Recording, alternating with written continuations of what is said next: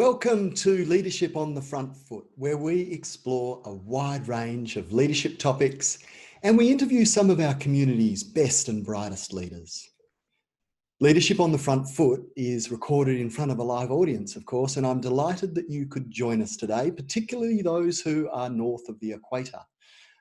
Feel free to pose a question at any time using the Q&A function at the bottom of the screen, and I'll do my very best to get to as many questions as I can. Now, the recordings of Leadership on the Front Foot are available on the Capital Partners website, on YouTube, and now on your favourite podcast platform. So just search for Leadership on the Front Foot. You'll find us there. And if you like what you hear, feel free to share it, to like it, to subscribe it, and to do whatever else on social media that you think is appropriate. Now, I am very excited to host this episode and to explore what I think is one of the biggest questions in leadership and indeed in life, and that is, what determines a person's character? Why is it so hard for humans to stop repeating behaviour patterns that we know are ineffective? And what is it that makes truly effective leaders stand out? Now, to help me with these very challenging questions, I'm joined by two wonderful leaders who join me from their home in London, where I believe it's a little bit bleak and overcast today. Let me introduce Stephen and Mara Klemich, a husband and wife duo, I'm going to say super duo, who have dedicated their personal lives to understanding how we can harness our minds and tap into our hearts to be our very best selves. Stephen is a leadership consultant and speaker, and Mara is a consulting psychologist and clinical neuropsychologist. And together, they founded Heart Styles, a leadership organisation that helps individuals become their best selves and helps organisations flourish.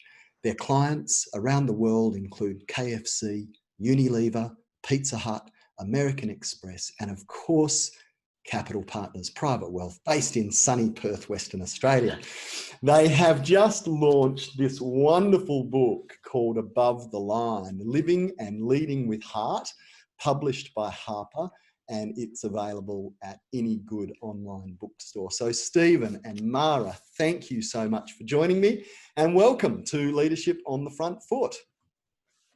Thank you, David, and we hope that we can add value to your audience, and you all go away with something that helps us all become better people, better leaders, better parents, partners. We're all doing life together. So thank you for having us. Yes. So I think introducing ourselves. Well, yeah, please. Yeah, you're both Aussies living in London. The audience loves some backstory. So tell us a little bit about how you got to where you are and how you got to be doing what you're doing. Oh gosh, that's a big one. Red wine story, but a bit early for 4 o'clock, I think, for Perth time. Even earlier for London time, I must say. Well, let's see. I came from, as for your introduction, I came from a very clinical background. I had a very medical background in the hospital system in Australia, and also in private practice. I was also an expert witness in murder trials in Australia for many years, in the 80s and 90s and 2000s. So, and that's dating me now, isn't it? Embarrassingly.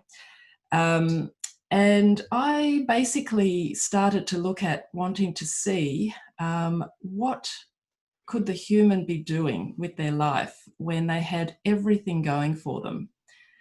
All I had ever known really is abnormality in my career, probably my own, but also the assessment of others. But it began to strike me that how could I use my skills to help people that had everything going for them, intellectually, their brain was working well. The only thing that perhaps was holding them back was their own fear. So I transitioned into the corporate world, and that's where I met Stephen and had heard about his company.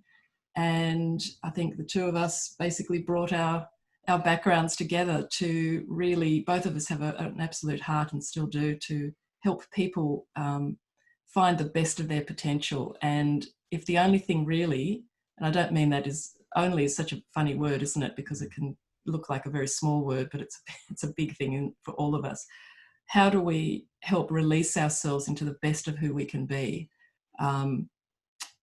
and really look at why we do the things we do to be able to help us do that? So yeah, we came together and eventually ended up running a company together and creating an instrument called Heart Styles to help people have a bit of a catalyst to get their thinking about what's happening for them. And now we ended up in London. So there we are. That's my quick one, Stephen.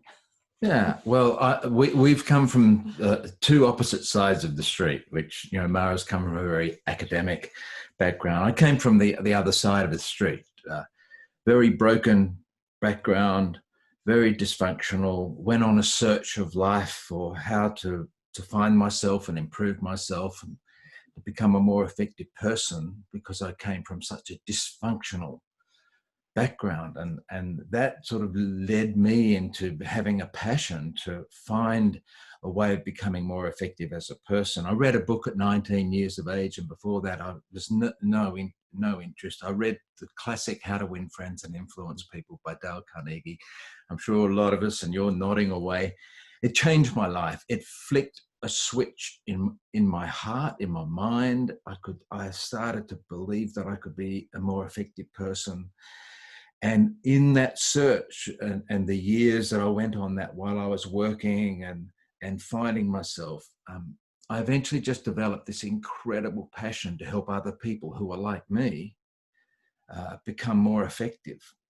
So I took that into my personal life and my business life. I'm also a mad outdoor mountaineer sort of guy. And basically in the late 80s, can you believe this, in 1987, developed this business to help develop individuals and teams and organizations to become more effective. Our mission statement in 1987 was developing soul in business.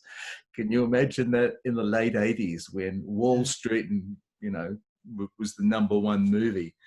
I got laughed out of boardrooms, but it's just, you know, you look at 30 plus years on, and people are looking for soul in business. They're looking for heart. They're looking in their culture. So our two worlds collided in the early 90s. Mara's the psychotherapist. I'm the psycho, and she's the therapist. And It's a dad joke. Our crazy worlds collided, and we basically, a lot of people do a lot of things on their honeymoon, but on our honeymoon we said we want to develop and create something that helps people develop their character. There was a lot of personality profiles in those days, and there still is, but what is it that helps develop our character? So David, we sat together and said, let's develop something. It took 18 years work to develop what we call Heart Styles today. Yeah. So you've called your book Above the Line. Help me unpack that. What does that mean? Sure. Well, I'll kick off. Very simply, we examined behaviors, and we basically got into understanding that the behaviors that were destructive, ineffective for relationships, organizational culture, even though you might be able to drive and demand results in an organization, these behaviors that were very aggressive and demanding, not creating a great culture, might get some results in the short term. We basically categorized those in this 18 years of research and called them below the line behaviors. So, conversely, we said, well, what are behaviors that drive results, but build great culture and relationships and teamwork? What are those behaviors? And we then researched those behaviors and called those above the line. And intuitively, if you went out in the street and got 20 people and said, what do you think are above the line behaviors and below the line behaviors? It's actually one of the activities we do when we're with a group of frontline workers. And when the frontline workers, we give them a flip chart with a sheet of paper and say, just describe what you intuitively think are below the line ineffective behaviors, and what do you think are above the line effective behaviors? And we already know. What happens? Well, they populate the flip chart and say, this is dominating and intimidating and aggressive, and you feel belittled. They all go below the line. And then above the line, we feel that we're cared for. We feel that we're listened to. We feel that we can push back. We feel that we've got a safe environment. And they start populating this above and below the line on a flip chart. And that's where we came up with the book title. When you write a book, as you have, you know that book titles get changed. You think you're going to call it one thing, and 12 months later, it's completely different. But basically, the subtitle is Living and Leading with Heart Above the Line. Yeah. And that's where the book title came from. I suppose if you were in typical psychologist form, I will say that there's a deeper level. And that is that the below the line styles are all born out of good intentions, but they get connected to fear. And as soon as you connect a good intention to fear, because your intention is positive, you don't realize that the impact of how people experience you behaviorally can actually be detrimental to your original intention.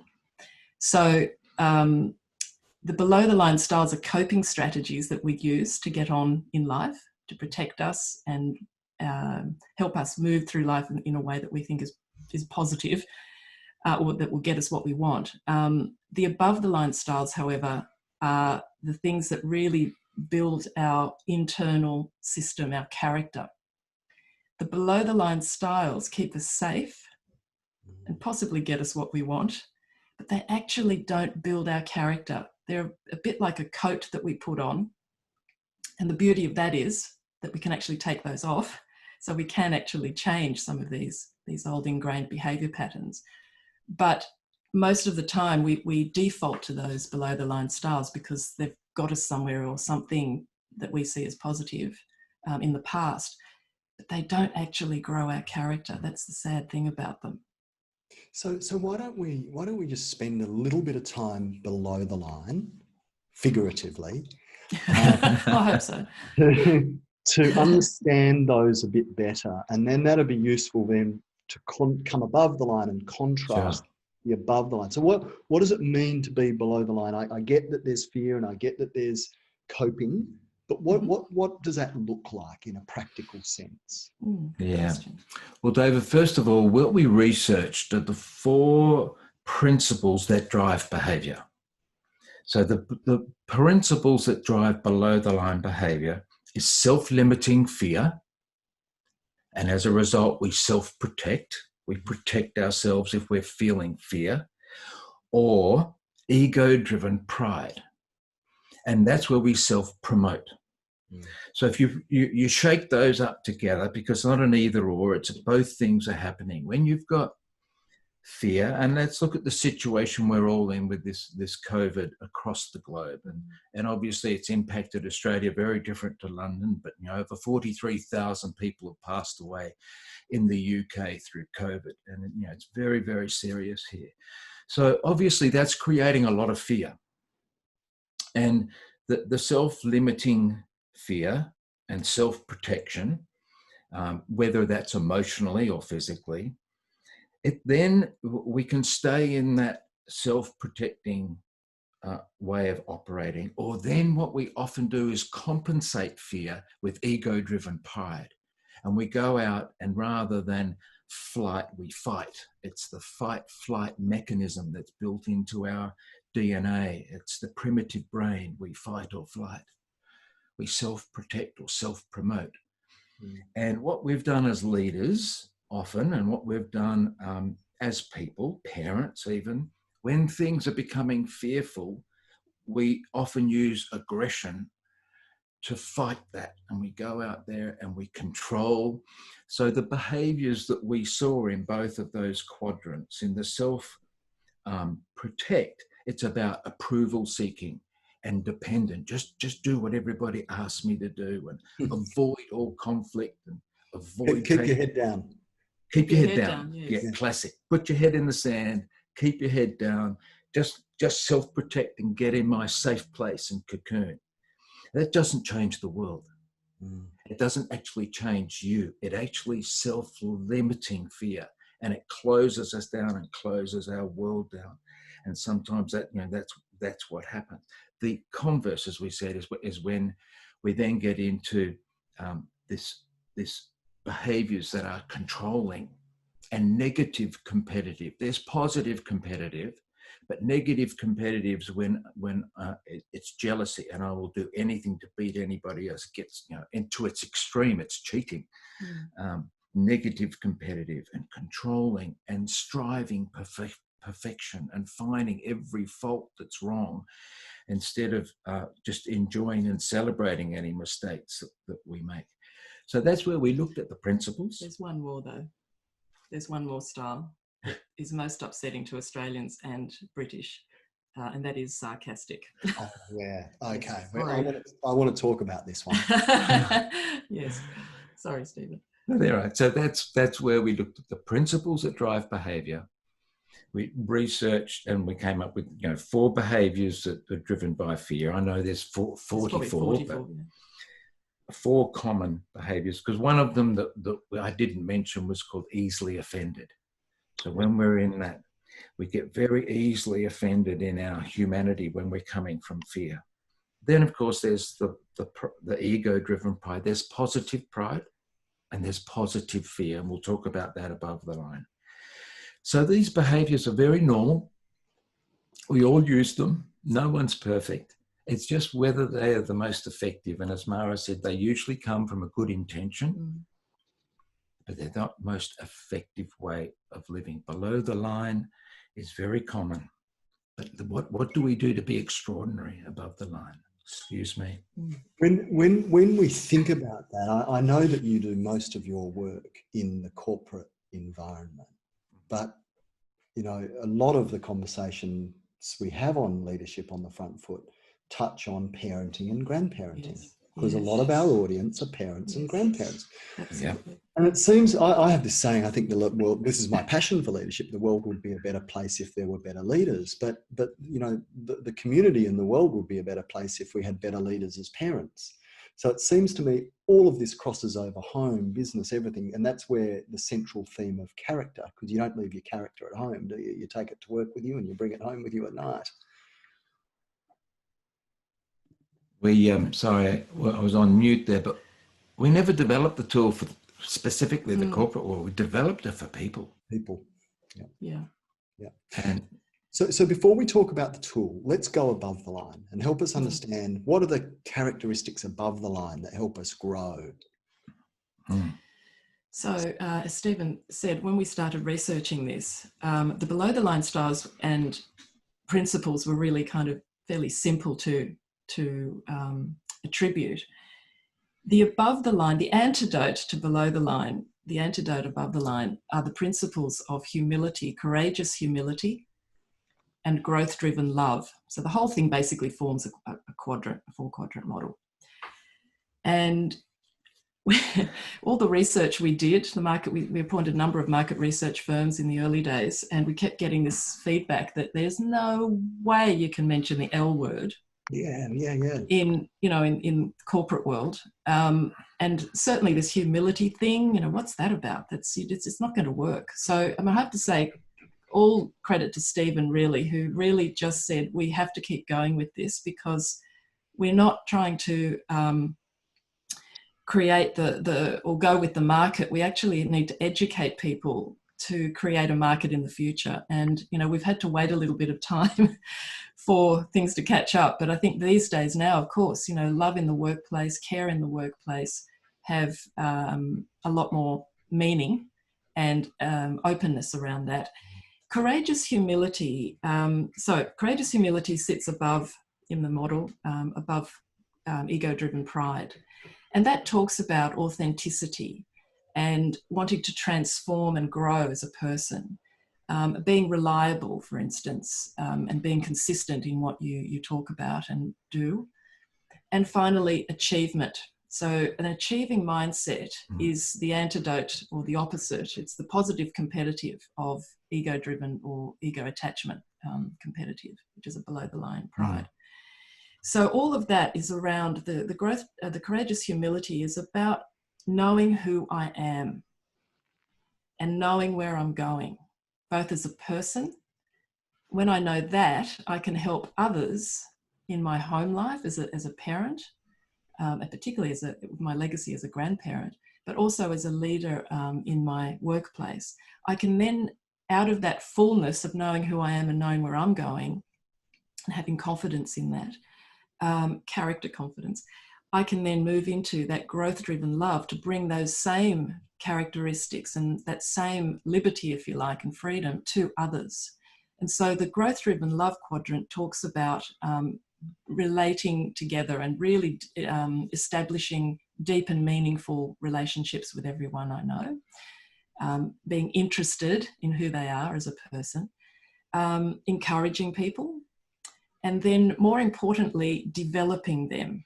So that's what we would call tough love, but it's not necessarily tough. It's just having those really crucial conversations with people and allowing them to know that you're doing this because you have their best interests at heart, and being able to give them some feedback perhaps that would really help, exponentially move them somewhere.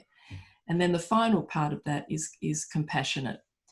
And by compassionate, we don't necessarily talk about sympathy. It's actually about an empathy. And if you look at what empathy is, it's looking beyond the behavior into the heart and intentions of the person. And so the bookends, if you like, of the above the line concept, I guess, is authenticity on one side of humility and vulnerability in ourselves, and then also compassion for others. Because if you think about it, we can be very honest and truthful and authentic, but unless you do that with compassion and caring and love, you can come across as quite aggressive. Mm-hmm.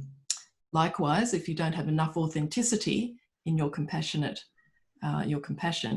then that can be a bit kind of wishy-washy and namby-pamby, and it goes into sympathy rather than necessarily empathy, or empathy that's not very action-oriented. So yeah. I hope that explains things. It's a complex topic, and I'm just going to unpack that a bit, because I'm listening to you, Mara, and I'm thinking of the situation, whether it's at work or in family life, where there's something going on, mm-hmm. and that something isn't right. And in our heart of hearts, we know it's not right, but we choose not to have the conversation. Yeah. Why does that happen? Why? We know the world's going to be a better place if we have that conversation, but we're scared of the conversation. We are. We deeply care about the person who's on the other end of that conversation, but it just feels safer to run back to my burrow, seek the solitude of my own company, and not rock the boat. Mm.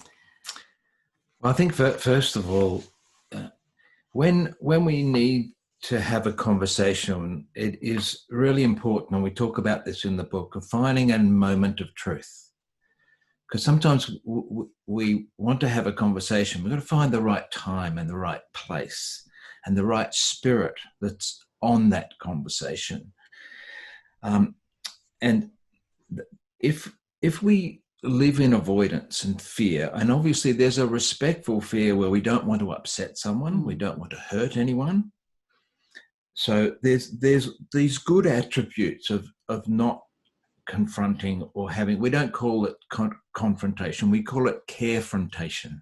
Because if I can come from the heart that I care for you, I care for my kids, I care for the people that I'm working with, if I can come with love in my heart, to say I care for our brand, I care that we get things with excellence in our business, not perfection, but excellence. So if I care and I need to have a discussion, how can I come along to that conversation with carefrontation rather than confrontation? So the reason that we avoid it is that we feel that we don't want to upset someone. It might create fear. I might not have the confidence that I'm going to handle this well. So we call it heart with smart. When we've got our heart in the right place, that it's carefrontation, what are some skills and some smarts that I can learn in being able to have a conversation a tough conversation. And that's where, learning some skills to work through a nice process of working with someone. Now, if you're in a team that understands carefrontation, it helps because everybody can say, can we have a bit of a chat? I think we need to have, talk about something. And people go, okay. And there's always that tinge of nervous energy, isn't there? Yeah. And I think that's healthy because that's a healthy respect. And then, of course, on the receiving end, Steve, is it true that the person, when someone says, we need to have a conversation, it sounds to me that the person on the receiving that message almost immediately goes below the line and Yes. says, whoa, hang on a minute. There's something going on here. I've got to retreat. Predictable and sequential human behavior. We will go to fear. Yeah. And fear will trigger pride, because it's fight or flight mechanism that's built into our DNA. And that's where courageous humility that's why we call it courageous humility. Am I able to have my character strength be courageous? So, yeah, let's have this conversation. I do trust you, David. I do trust you, my darling wife, to have that conversation. Because sometimes we get offended by the people we love the most. Isn't that crazy? We're in a family and we only need one or two things to trigger us, and we're all blowing up by with the people we love the most. Except for me, because, being pretty much perfect, really. Never actually happens to me, but Stephen will. So is there trust? Sorry, that was sarcasm, by the way. Whoops. Below the line. Whoops. And if there's low trust, we will go below the line. Automatically, as we said, sequential, predictable human behavior if there's low trust. So if we've built trust in our family, in our relationships, in our team, as we build trust and know that we can trust one another and love one another and respect one another and honor one another, that will help those tough conversations become a norm. It will become a new normal and a next normal of going, yeah, we can have those conversations and people will listen. People won't get defensive. And if someone does get defensive, we've got the lovely language. So, maybe we're all going below the line here. And very simply, like our book is hundreds of pages long, but it can be brought down to above and below the line, as we said. So that's why this happens. It's quite normal. And can we find the heart and the smart to have those great conversations, but can we build a culture in our organizations and families that come from courageous humility and growth-driven love and respect and honor? So there won't be a person on this call today or listening to this podcast who would not be nodding and thinking, that all makes so much sense. But I think the bit that we all struggle with, because we're humans, is I want that really badly. I want personally to be above the line, but how do I get that? And you've spent a long time thinking about how to help people take positive action on this. So walk me through what you've done and how the indicator works and how people can embark on this journey. There are two elements, really.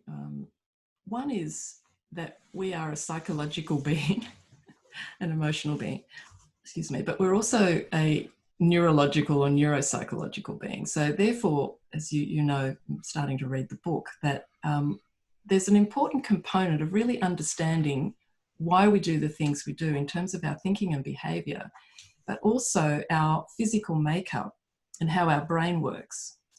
And the neuroscience of that I think over the years we've got, I've always, I spent many years in the white coat brigade.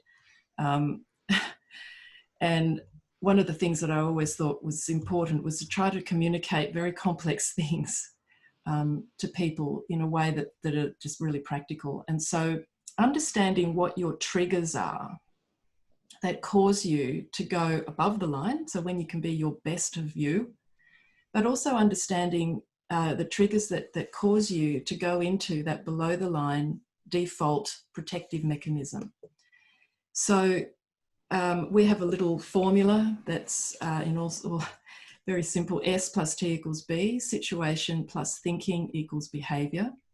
But around that T, which is our thinking, there are other T's, and those T's are things like triggers in our current environment that trigger what we call templates, which are the old memories and experiences that are filed away in this wonderful brain of ours that can be popped up in the current situation. And a lot of times we don't realize that we're actually reacting to old triggers and templates left over from certain experiences that have caused certain defensive mechanisms and coping strategies that we use. So for me, sarcasm has been one, because my background of my family was that you had to be very smart, very, very witty in everything. Plus it was also a way of not, this is where sarcasm is a negative thing, sorry everyone, but you know, where you actually want to make a point and you do it through sarcasm rather than authenticity and being able to say, look, you've really upset me. So you sort of put the knife in with a supposed compliment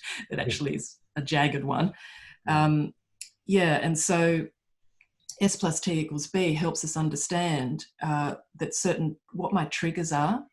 You don't have to go back to the wilds of childhood necessarily, though some of them, sometimes you can.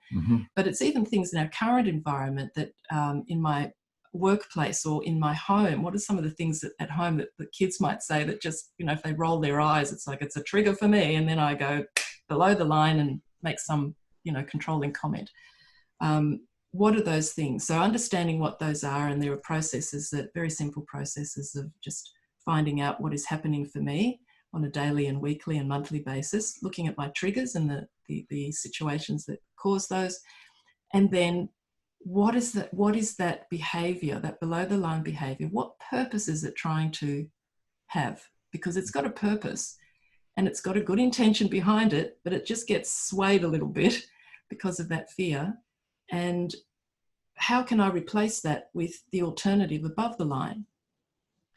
So sarcasm, I can still be funny, but the opposite of that is authenticity. So I can still be funny and witty, but I can do it in a different way that isn't sarcastic. In a generous way. Yes, that's a good way of putting it, in a generous way. Yeah. So David, I think over the years of us doing this work and helping people, we've always started with why we do the things we do. Why do we behave the way we behave? And understanding the heart and the brain, and of course Mara being able to explain how the brain works and how the fight and flight, and or let me give you an example. You've gone to a particular country, had a really bad holiday experience. The holiday just went south. The family weren't at its best. Everything went wrong. So you're at a dinner party and someone mentions that particular country. That's the situation. And all of a sudden you get triggered into, oh God, I don't want to go back there. All the emotions that happened, and if they were very serious emotions, they're stored in the heart and the brain. So you've got what we call templates. They're templated into our DNA, into our heart and our brain, because they work together. And then someone mentions this country, which triggers that bad experience that you've had. And you're just at a dinner party, yet you're experiencing previous emotions that you had, and that could affect your behavior. So, well, I'm never going back to that country. You know, I would never go back there in a million years. If you pay me a first-class ticket, I'm not going back there. And all of a sudden, you could become very aggressive or passive in describing that. So that's how, if we then translate that to our leadership, do I have a situation that triggers templates? We had a tough time 10 years ago, and is COVID going to trigger that same tough time we went through 10 years ago, or in our family? So this S situation plus thinking and triggers and templates causes behavior. So once we understand why we do the things we do, we can then say, what does it look like? What does effective and ineffective behavior look like above and below the line? And then we can say, how can I make change in my heart attitude and my behaviors, my heart plus smart. Mm. So that's what we've been doing. It's all we know what to do, is to help guide people through that. I've never heard it described that way before, as you store experiences in your brain, but also in your heart. And you sort of think, well, intellectually, I know that's not true, because my heart is a muscle. It doesn't have any synapses and bits and bobs that do all that sort of clever stuff that brains do. But that connection does make enormous sense when you describe it the way you do. It reminds me of in families. The last time I had a conversation with Dad, it went really badly. Therefore, there's no way I'm doing that again. Or if I do, I'm going in with my defence well and truly up. Old bull, young bull in the workplace. Well, son, I've tried that before and it didn't work. So I know. It's never going to go well, is it? So how do we shift that? How do we work towards that? Because I think good humans all want to grow and develop, don't they? Sure. That's the beautiful thing about your work, is that you've got, for the most part, you've got really good material to work with. That's so true. So it's interesting, we call the heart a pump, but actually, where do you feel fear? Where do you feel anxiety? Where do you feel love? You actually feel it in your heart. Now, science is proving that the heart thinks. Right. People who are having heart transplants are taking on personality traits of the donor. Now, the spiritual world says the heart thinks. And no matter where you go in the spiritual world, it says that the heart thinks, the heart has a brain. I think we've only ever glorified the brain that thinks. The heart thinks, and the heart feels, the heart senses a dangerous situation. We can call it our gut feeling. We can call it the vibe, the aura. There's lots and lots of words for it. You can walk into a restaurant and go, oh, there's a weird feeling here. Now, you analyze that feeling in your brain, but you're picking it up through the heart, vibe, spirit. And people pick that up when you're having a conversation with them. They pick up whether you're coming from fear or pride or love or humility. Because science is also proving that the electromagnetic energy from our heart is 5,000 times more powerful than the electromagnetic energy coming from our brain. Wow. So we've glorified the brain, but there's something happening in the heart. That's why we're calling it living and leading with heart. Yeah. And if you go home and the family's all stressed, you feel that. Mm-hmm. And there's a saying, Stephen, I don't know where this came from, that all decisions are made from emotion and justified with logic. Yeah. Which is really interesting, isn't it? Because that feels right in terms of you're above and below the line. Decisions that you want to make are above the line, and yet when we make decisions below the line, we can rationalize them because she said this or he said that and he did this and he did that. So all of a sudden we're in pride and we're making it okay.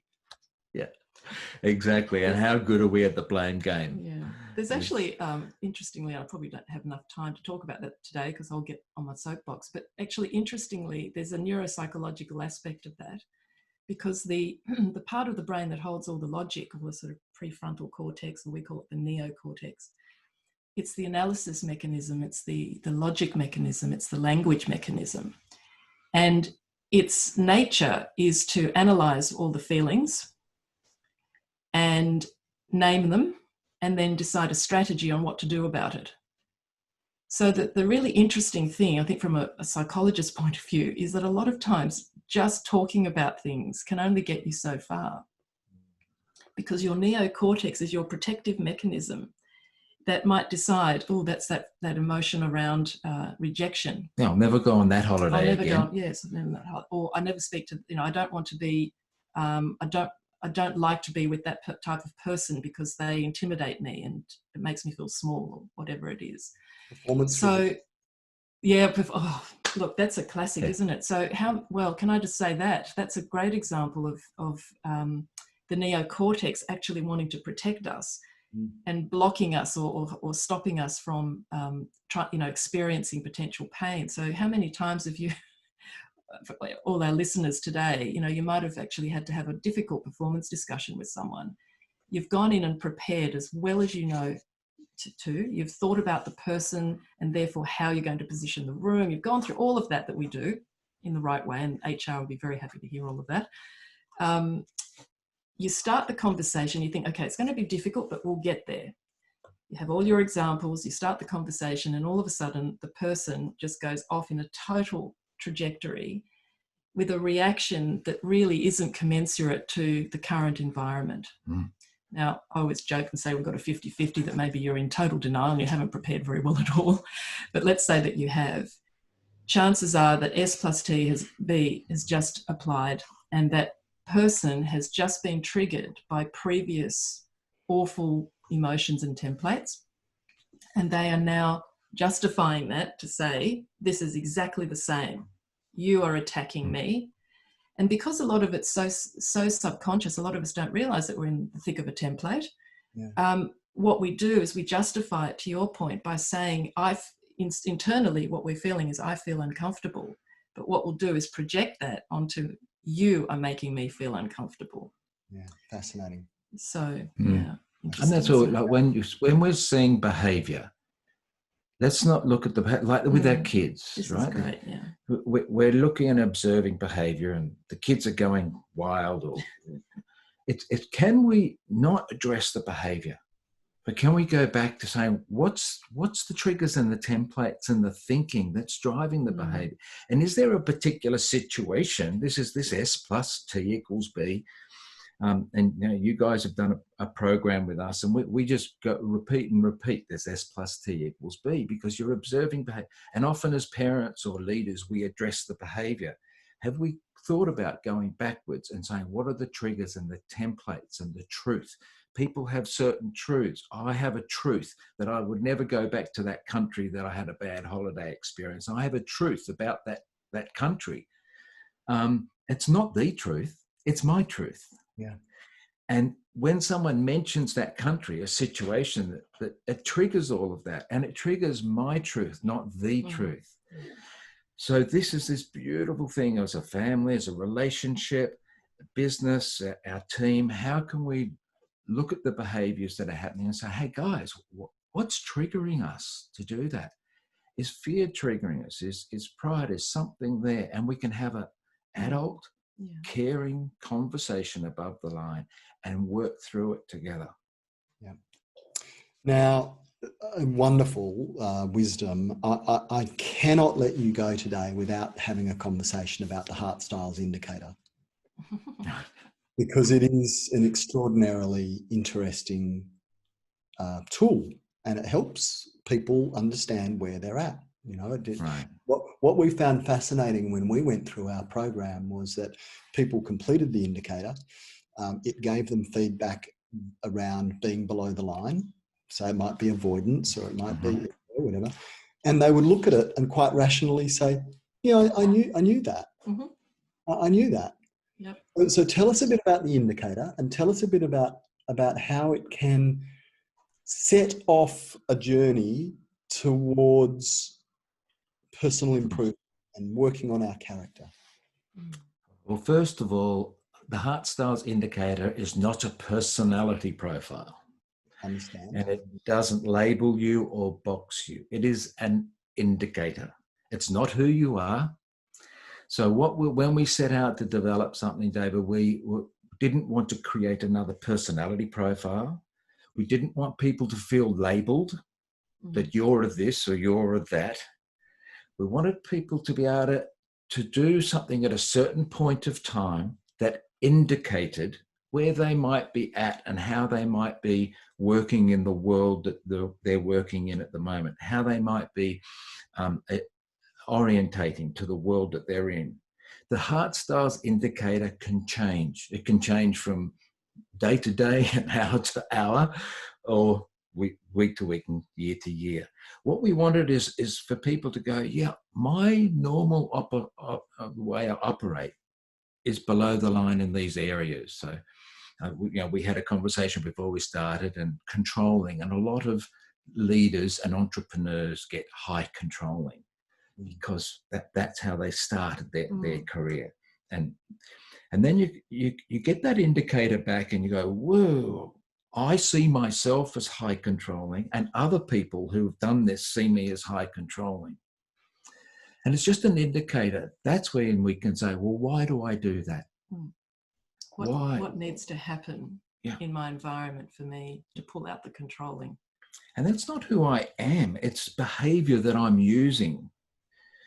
So that's why we didn't want to call it a profile. We're very specific that it is an indicator. And then I go, well, where am I controlling? Why am I controlling? And how can I start to be less controlling? By changing my language, my body language, my intensity. What are the triggers? What are the situations that I become high controlling? And that is the journey. And of course, after 9 months to a year, we recommend people do it again, because if you've made behavioral change, other people will see it. But the first place is to feel it and see it in yourself. That those situations that come along, I can feel myself not being as controlling, or I can feel the controlling monster coming up and starting to get me. So we developed the indicator to help people get something on paper. It's incredible when people see it in a report, their personal development guide. And as you said, people go, yes, I've now seen it in writing. And that has a massive impact on us. Psychologically, there's a big difference between what we hear and what we read, what we see. When we see it in writing. So that's why we developed the indicator to help individuals. And of course, as we said, there's 4 quadrants and there's 16 styles, and don't particularly want to go into the styles so much now. But what the idea is, with a team, we can aggregate that team data into understanding what the operating culture and behavioral culture is of that team. And when we work, we're working with some very big organizations, and across the globe, we can average their data and break it into regions and departments. But our values are that each individual's indicator that we work with is private and confidential to the individual, because they're on their personal journey. So that's why we developed it. It is a great tool. It doesn't lie. No, it's really annoying when we do it on ourselves, of course. Because we went through years and years and years of statistical validation. And when you do something like this and it becomes statistically valid, you go, oh my goodness, it actually works, this thing. Incredible. Yeah. I do. I'm conscious of time, and I do want to ask you a question, Mara, coming back to my earlier comment about competition, because it seems to me that competition almost defines the developed world. Yes. And I just wonder what impact that's having on us, on our children. I see competition between siblings. We had 3 boys, very close together. They love each other. They're great kids, but they were competitive. And I really would love a few comments from you on the impact of this sense of competition on us as humans. That is such a great question, isn't it? I think societally, we've got generations and generations and generations of modelling. Well, in the schooling system, I think it starts there at sport as well. And it's like everything else. It's a good intention to have fun, to compete, to work with others around you. So it's actually about bringing people together, isn't it? Because team sports are about that. Teams in organisations are about that, or people coming together. Families are all about coming together. But somewhere along the line, what can happen is our basic need as a human to have a sense of significance can sometimes get a little bit derailed. And that's where competitive thinking is actually about my ego definition, if you like, of who I am and my sense of significance. And instead of bringing me with people, what it can tend to do is I find myself comparing myself to others. And what happens as a person grows, and the good intention of let's all play together and all of that, there's a natural sense of I want significance. So I kind of want to be a little bit better than my brother or my sister. I want to be a little bit better than my team member. And what that can do is attach that to my sense of self-worth.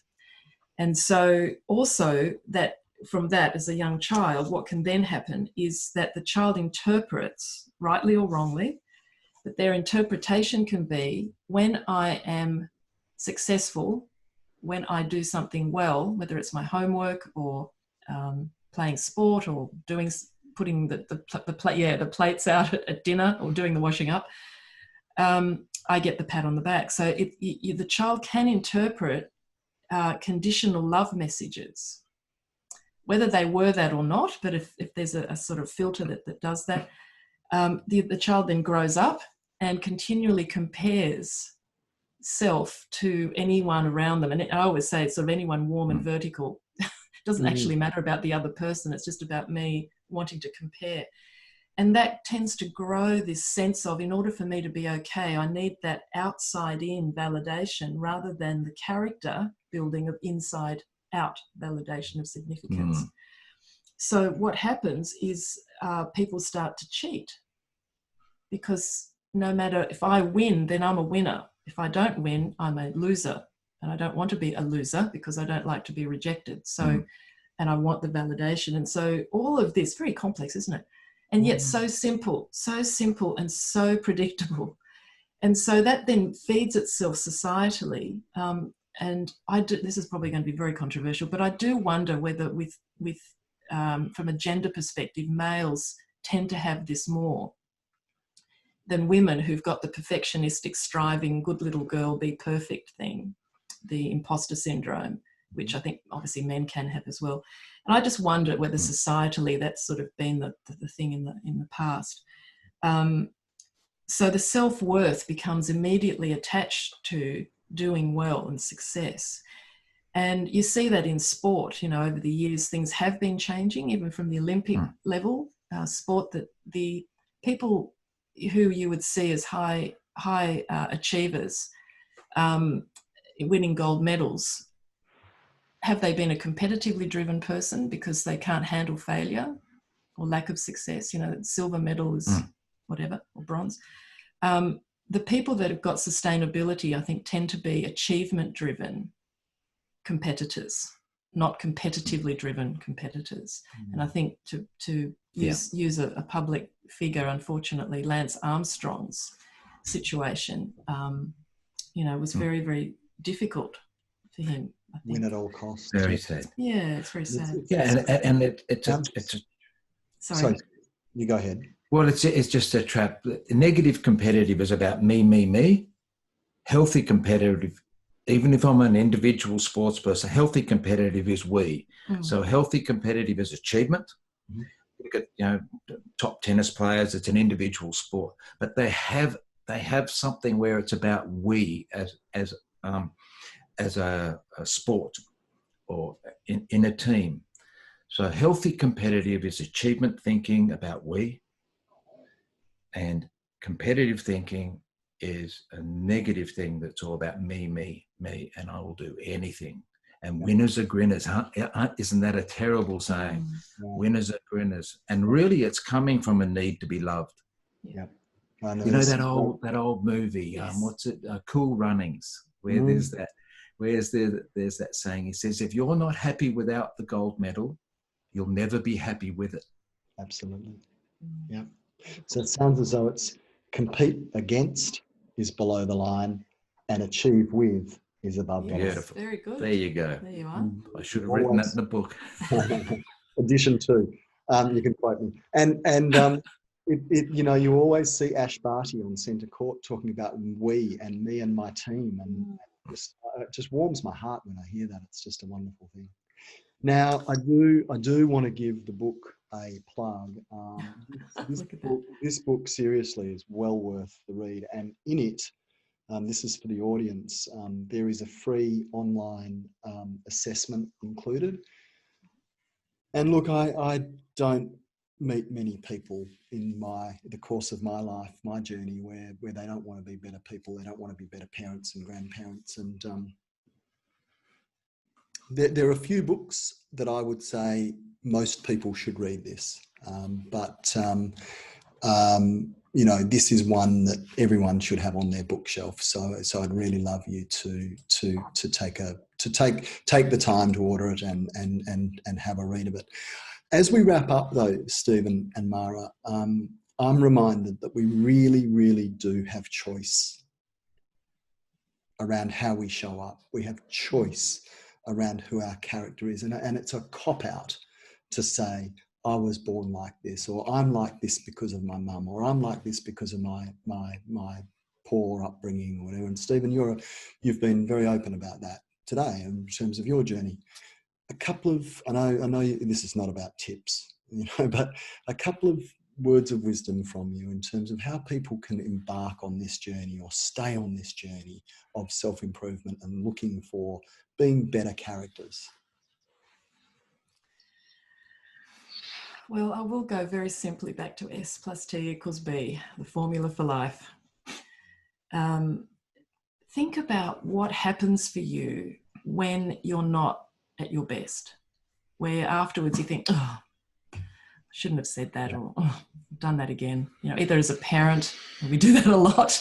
It's usually the best place to start, isn't it? There's plenty of evidence of that. But also as a leader, as a team and colleague member, thinking about what happens for me, firstly, and then looking at some of those trigger points. What situations trigger me to do that? Because it's not going to be every split second of the day. There'll be certain situations that would trigger me to not be at the best of who I am. So looking at that, I always say to people, keep a little bit of a sort of journal, an S plus T equals B journal for 3 weeks, 2 to 3 weeks.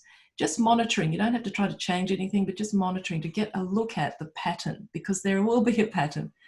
The second thing is use this incredible body that we live in, because all of us will have a physiological correlated reaction to both when we're above the line, so when we're working really positively in the best of who we are, but also when we're below the line. Our neocortex, our little logic center and strategy center, blocks those correlations. So most of the time we don't realize that that's what's happening for us. When I'm below the line, I've got this sense of tightness. I, hold my jaw together. I've got something sore back. I get a headache. I feel sick in my stomach. All of those things are your body actually sending out radar signals below the line, but we don't necessarily correlate that. So I also then say, look at the physiology that happens for you when you are feeling good about yourself and you know that you're operating, in your authentic self. But also what happens for you when you are less than that. Yeah. And you will have a physiological reaction. And part of the process and the journey is actually picking those and listening to your body rather than the mind, which is trying to sort of basically block everything. It's trying to protect you. But if you can be courageous enough to look at those behavior patterns and start to break down those trigger points, as you quite rightly said, we all have choice. And then the second phase of that is being able to say, what is it trying to serve me, those below the line styles, that moment? What's it trying to do? And what's the alternative in a much more free, above the line way that I can think and behave? And then start to look at replacing those, because as soon as you realize that you're in the below the line style, like I did today with my sarcastic, you just stop for a moment, take a breath, because that reoxygenates your brain. There's another whole thing that's in our book, but it helps you to get a bit more clarity around what's happening. And then look at, how can I do this differently? And in that moment, you've got, even if it's a split second, you've created choice and you're no longer on that pathway of the old broken record. You've actually changed and created a moment where you can actually do something differently, think and behave differently. Mara, Stephen, that is wonderful, wonderful wisdom. And it has been just a joy to have you both on Leadership on the Front Foot. My only regret is that we don't have another hour because, but Mara, we've got a red wine date, haven't we? So well, yes, we do. That's right. Next time I'm in London, look out. Yes. Thank you very much for joining us, and thank you. Our pleasure. For a wonderful book, because it's a great addition to our knowledge, the knowledge of humanity, and all of us trying to be better people. Thank you also to our live audience. We didn't get any questions today, and I suspect that's because people were just sitting on the edge of every word. If you've enjoyed hearing about this and living and leading from heart, then make sure you get a copy of the book. Also, just look above the line and have a look at the website, because there's a lot of very, very good information there too. I really do highly recommend it. Thank you for tuning in. Please feel free to subscribe to future episodes of Leadership on the Front Foot. Catch up on previous episodes where you find your favourite podcasts, and thanks for joining us today. Thank you so much, David. Thank you.